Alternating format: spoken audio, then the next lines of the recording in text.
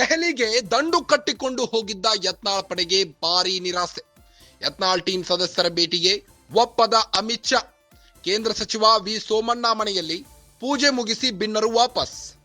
ಪಕ್ಷದ ವರ್ಚಸ್ಸು ಹಾಳು ಮಾಡಬೇಡಿ, ರೆಬೆಲ್ಸ್ ಟೀಮ್ಗೆ ಖಡಕ್ ಸೂಚನೆ. ರಮೇಶ್ ಜಾರಕಿಹೊಳಿ ಹೇಳಿದಂತೆ ಜೆಪಿ ನಡ್ಡಾ ಭೇಟಿ ನಡೆದೇ ಇಲ್ಲ.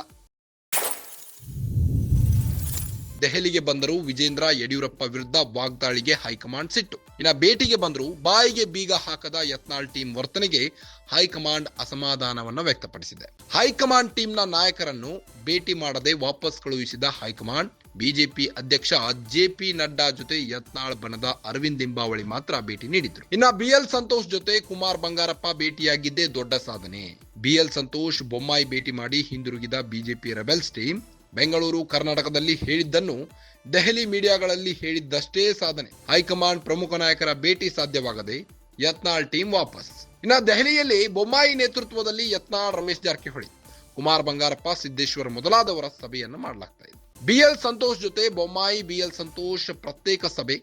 ದೆಹಲಿ ರಿಸಲ್ಟ್ ಬಂದ ನಂತರ ಭೇಟಿಗೆ ನೋಡೋಣ ಎಂದಿರುವ ಹೈಕಮಾಂಡ್ ಬಂದ ದಾರಿಗೆ ಸುಂಕವಿಲ್ಲ ಎಂಬಂತೆ ವಾಪಸ್ ಆದ ಯತ್ನಾಳ್ ಬಣದ ನಾಯಕರು. ಯತ್ನಾಳ್ ಟೀಮ್ ವರ್ತನೆಗೆ ಹೈಕಮಾಂಡ್ ವರಿಷ್ಠರು ಕೂಡ ಸಿಟ್ಟಾಗಿದ್ದಾರೆ. ಈಗ ಜೆಪಿ ನಡ್ಡಾ ಅವರನ್ನ ನಾನು ಭೇಟಿ ಆಗೇ ಇಲ್ಲ ಅಂತ ಹೇಳ್ತಾ ಇದ್ದಾರೆ ರಮೇಶ್ ಜಾರಕಿಹೊಳಿ.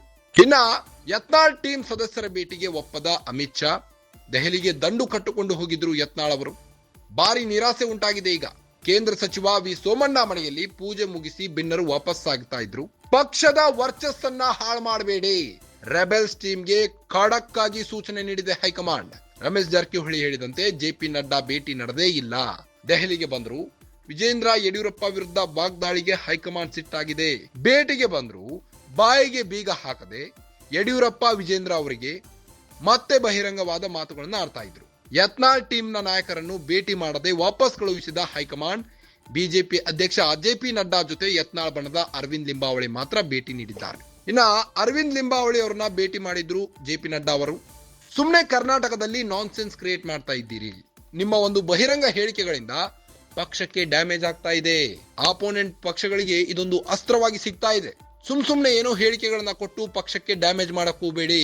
ಪದೇ ಪದೇ ದೆಹಲಿಗೆ ಯಾಕೆ ಬರ್ತೀರಾ ಅಂತ ಜೆಪಿ ನಡ್ಡಾ ಅವರು ಲಿಂಬಾವಳಿಗೆ ಮುಖಕ್ಕೆ ಮಂಗಳಾರತಿ ಎತ್ತಿ ಕಳಿಸಿದ್ರು. ಇದ ನಂತರ ದಂಡು ಕಟ್ಕೊಂಡು ಯತ್ನಾಳ್ ಟೀಮ್ ಈಗ ಹೈಕಮಾಂಡ್ ವರಿಷ್ಠರನ್ನ ಭೇಟಿಯಾಗಲಿಕ್ಕೆ ಹೋಗಿದೆ. ಆದ್ರೆ ಅಲ್ಲಿ ಅಮಿತ್ ಶಾ ಅವರು ಕೂಡ ಭೇಟಿಯಾಗಿಲ್ಲ. ಇನ್ನ ಬಿಎಲ್ ಸಂತೋಷ್ ಅವರು ಕೂಡ ಭೇಟಿಯಾಗಿಲ್ಲ. ಬಿಎಲ್ ಸಂತೋಷ್, ಬೊಮ್ಮಾಯಿ ಭೇಟಿ ಮಾಡಿ ಹಿಂದಿರುಗಿದ ಬಿಜೆಪಿ ರೆಬೆಲ್ಸ್ ಟೀಮ್.